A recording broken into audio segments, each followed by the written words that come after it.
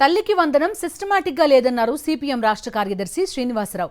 ఎంతమంది పిల్లలుంటే అంతమందికి ఇస్తామని చెప్పి క్రమంగా ఇవ్వడం లేదని మండిపడ్డారు. సచివాలయ వ్యవస్థను అస్తవ్యస్తం చేస్తున్నారని మండిపడ్డారు. ఫీజు రీయింబర్స్మెంట్ ఇవ్వలేదు. ఇప్పుడు తల్లికి వందనం చూస్తే ప్రతి ఊరి నుంచి తల్లికి వందనం ఫిర్యాదులు వస్తున్నాయి. కొందరు అకౌంట్లో, ఇప్పుడు మేము గుంటూరు జిల్లాలో సర్వే చేస్తే కొందరు అకౌంట్లో 9,000, కొన్ని అకౌంట్లో 10,000, 13,000 అని ప్రకటించిన.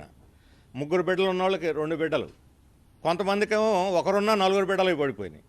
అంటే గుడ్ గవర్నెన్స్ అంటే ఇదేనా?